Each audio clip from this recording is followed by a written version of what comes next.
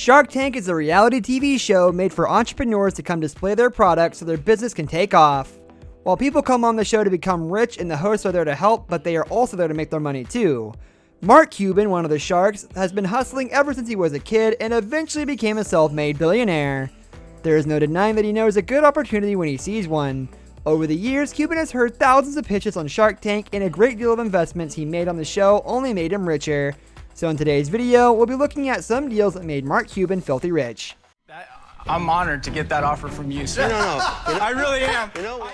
We have a husband and wife entrepreneur duo, Eli and Jennifer Crane, who appeared on the show seeking an investment of $150,000 in exchange for 10% of their company, Bottle Breacher, staff and military veterans who make stylized bottle openers out of dummy 50 caliber bullets. Eli explained that the idea behind their product was simple, as most guys like drinking beer and most guys also find large caliber bullets very cool. So they merged these two facts and came up with a bottle opener that is, as they put it, the ultimate manly gift. The company was already successful, but the married couple needed an extra push from the sharks to breach the market even more open than it already was. After the demonstration that intrigued the sharks, Cuban and O'Leary were the ones most interested in investing. So the couple made a deal with them for $150,000 in exchange for a 20% stake in the company. After the episode aired, Bottle Breacher exploded in popularity and eventually earned around $17 million in sales. Considering that O'Leary, who had taken the role of the lead brand ambassador, called this one of his most profitable investments, the same undoubtedly goes for Cuban. Is super smooth, great looking skin without using a laundry list of products. Lainey Lazari was just 11 years old when she started making skincare products for herself, and eventually she started selling her goods at craft shows and farmers markets. So by the time she turned 13, she already had an established and successful e-commerce business called Simple Sugars. In 2012, right after she graduated high school, she was contacted by Shark Tank producers to appear in season 4 of the show. Estimating that her brand would have $20,000 more in sales the night the show aired, after the young entrepreneur pitched her product, she asked the sharks for $100,000 for 10% of her company. But most of them felt that Lazari wasn't innovative enough to stand out and enjoy the brutal competition in the field of skincare. With Kevin O'Leary saying that it's so simple to make that even an 11-year-old could do it, and apparently has. Mark Cuban, however, saw a huge potential market, so in the end, he and Lazari struck a deal for $100,000 for a third of Simple Sugars.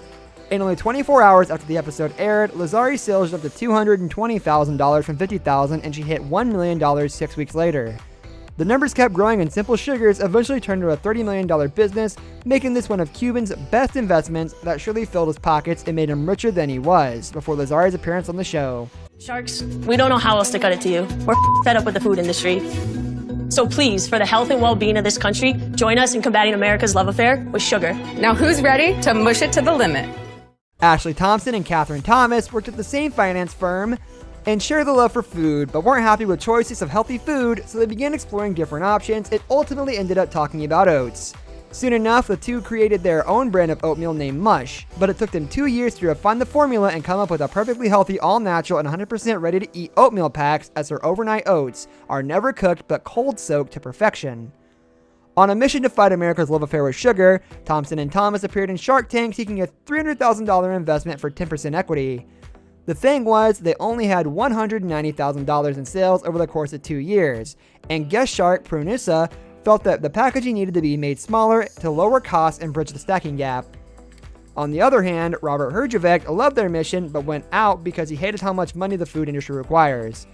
Lori Greiner was interested, but after offering $400,000 for 20%, she went out. Cuban saw this as his chasse, however, and jumped in, offering $300,000 for 10% with an unlimited line of credit, and even though Barbara Corcoran did the same, the girls ended up taking Cuban's offer, which turned out to be the right call, because after the episode aired, the two found themselves flooded with more orders than they had ever had before.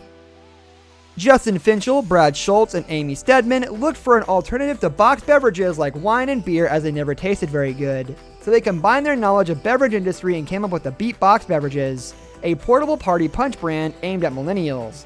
The three got the company off the ground by self-distributing and combined their own money. And some had borrowed from friends and family, but they needed some extra help, so they came to Shark Tank seeking $250,000 in exchange for a 10% equity in their company. While O'Leary took a sip of their neon-colored fruit wine and unsurprisingly said it tasted like crap, he did conclude that the three were on the verge of something big, and the shark was generally impressed. Ultimately, even though he didn't like their strategy, Cuban felt that the brand had a shot at going viral, so he offered a $1 million investment in exchange for a 10% equity in Beatbox Beverages, which they took.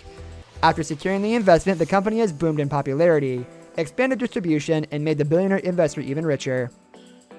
And that will be all for today's video, guys. Thank you for watching, and we will see you next time.